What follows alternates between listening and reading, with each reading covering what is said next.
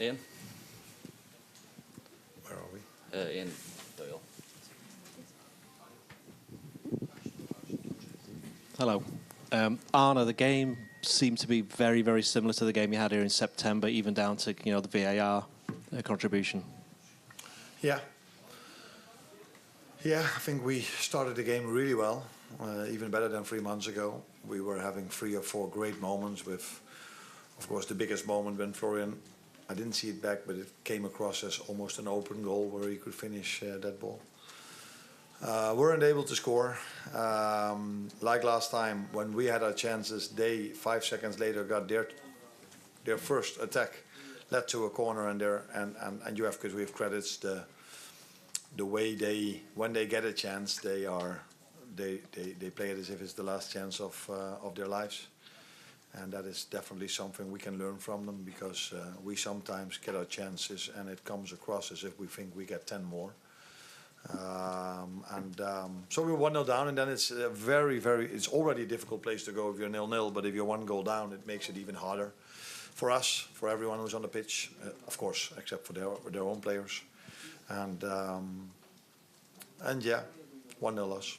Was the main frustration, the fact that you didn't make more of the opportunities they had in terms of actually making chances? Because you had a lot of the ball in like the final third, but some of the decision making maybe wasn't what you'd want. Yeah, for sure. But that's I wouldn't say a frustration, but that's the situation we are facing, and as I'm responsible for that, I'm facing already for large parts of this season with getting the ball to the final third, getting them towards moments where you think you can get more, but today we've created enough to score a goal, and of course we scored one, but that one was overturned by the VAR. Was overturned by the VAR. Lewis? Hi, you obviously had loads of chances yourself, but obviously Galatasaray had quite a lot of other chances as well. Do you think you might look back and think it's good that it's only 1-0 going into that second leg, especially given some of their chances to make it 2? I don't think they had a lot of chances in the second half, did they? No. Yeah, they have good players and they're a good team, so they will always create chances. They scored 5 against Juve, so that here at home, so that tells you where they're able of. Yeah, we've had very good chances, 1-on-1 to the goalkeeper, and unfortunately couldn't score. But again, as I have to give credit to how they scored their goal, I have to give credit to the way they defend as well, because they keep on fighting, throwing themselves in front of balls. And if in that moment when Hugo went 1v1, then that was the goalkeeper for them to make a very important save. But what I do know is now it's half time. We've lost here twice with 1-0. And the good thing is the next game is not played here, but is played at Anfield. And our fans can create a similar atmosphere. And I don't think it's possible that if I look at the last 2 games that so many things can go against us as happened in the last 2 games. Although sometimes I question that if I look at this season.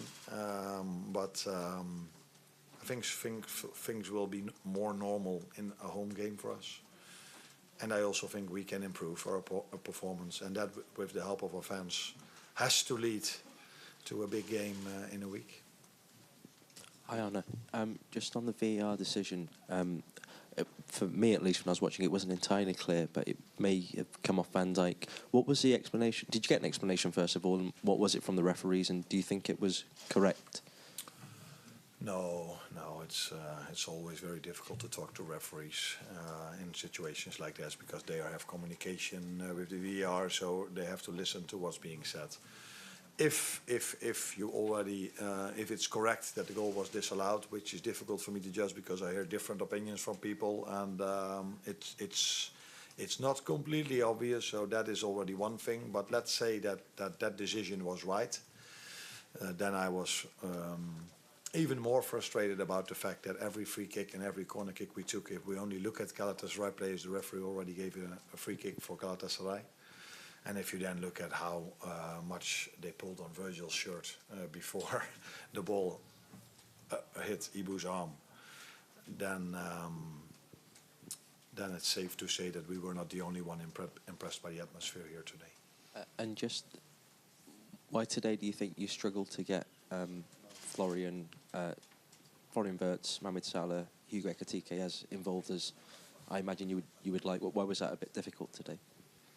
No, I think they were quite involved, to be honest, especially in the first half where they had a lot of involvement, and they were a lot of times close to very promising situations or even chances, because it felt to me at half time that we missed an opportunity, and we missed an opportunity to score a goal, to be in much better position than we were at half time.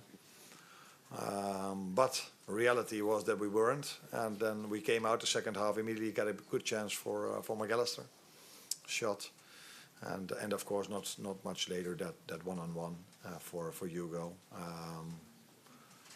So yeah, I think they had their moments in a away game in Europe. It's not, you cannot expect 15 chances for them, but the quality players they are. Usually, and another time they will be able to get more of these situations than we did today. At the front here. Need the headphones. Hazal Palavar en son haber. Maç önü basın toplantısında size bir soru sormuştum ancak cevaplamamıştınız.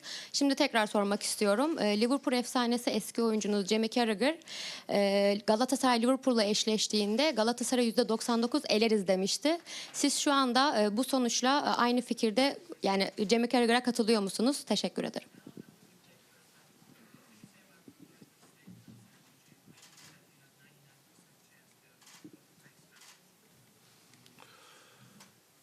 Nah, Jamie is a pundit, and as a pundit you need to have a strong opinion, and he's a big fan of Liverpool, so take that into account. I never talk about percentages, about how big of a chance we have, yes or no. I know now, after playing twice against Galatasaray, how difficult it is to beat them. But, as I said, I think with the help of our fans, with us or being able to get even a better performance than we had tonight, and our players, that if we get another time the amount of chances we had today, we're able to score a goal. But we need to defend really well also, because Galatasaray has shown twice now that they can score a goal against us. So a lot to play for next week, and a game I'm really looking forward to, because we play it at Anfield. In the second row. Vahittin Çiçek TVNet, duran toplarda İngiliz takımlarına alışık olduğu fiziksel mücadele Premier Lig'de daha fazla tolere ediliyor. Ancak Şampiyonlar Ligi'nde hakemler buna daha az izin veriyor. Bugün duran toplarda tamamen lig farkının fark ettiğini düşünüyor musunuz? Az önce de bununla alakalı bir şeyler cevapladı hoca ama...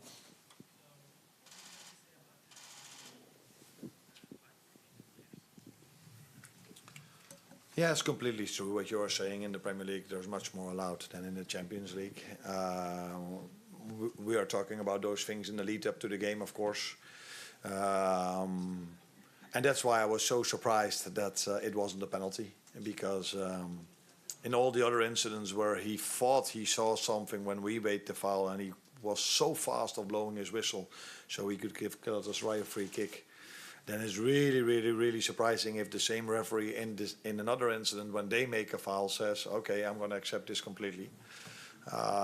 But, yeah, if you look at overall 90 minutes, I don't think I can be surprised by that decision. The second row here. The yellow line, yeah. Karargası Furkan Uzun. Geçtiğimiz aylarda duran top antrenörünüzü değiştirdiniz ve bu değişiklikten sonra Premier Lig'de özellikle çok sık gol bulan bir takım haline geldiniz. Bugün Şampiyonlar Ligi'nde son 2 yılda ilk defa duran toptan gol yiyerek yediniz ve maçı kaybettiniz. Bunu nasıl açıklarsınız? Bu rakibinizin bir özelliği mi, yoksa sizin bir zaafınız mı? Teşekkür ederim.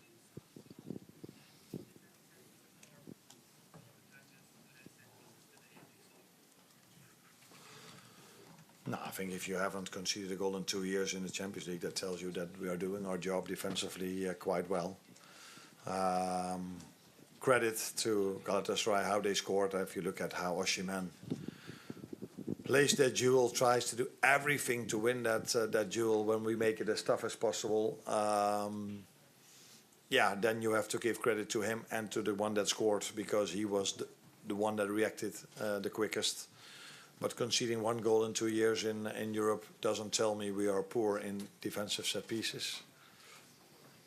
But the importance of set pieces are clear, because it's really, really, really hard to win a game of football in the modern era if you have a negative balance in set pieces. Now we're only halfway through, and we will get our set pieces at Anfield, and I think we are allowed to attack the box, just to run, not even make a foul, just to run, because today when we only run into the box, it was already a foul given against us.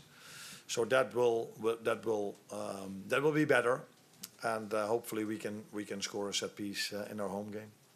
Last question at the front here. TRT Spor Serdar Kelleci. Liverpool Premier Lig'de de özellikle rakipler derinde beklediği zaman bazen daha büyük problem yaşamıyor, öyle söyleyeyim, ama 35. metrede savunma çizgisini çizdiği zaman rakipler daha kolay problem çözüyor Liverpool. Rakiplerin derinde savunduğu, derin savunma yaptığı dönemlerde Gakpo ya da Florian Wirtz kullanılıyor bölgede. Sezon başı olsa oraya bir takviye ister miydi hocam? Daha genişlik verecek bir oyuncu ister miydi? Oyuna genişlik verecek bir oyuncu ister miydi?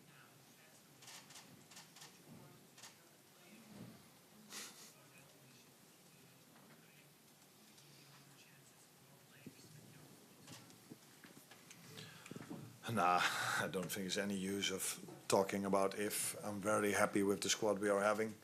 They were able to create enough chances for an away game in Europe in the last 16 match to score a goal.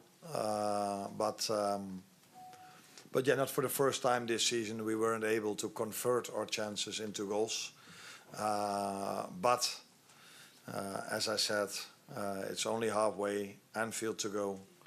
And I have all the trust that my players can keep generating chances, and eventually luck will fall to us somewhere. At least that's what I believe. Thank you very much, guys.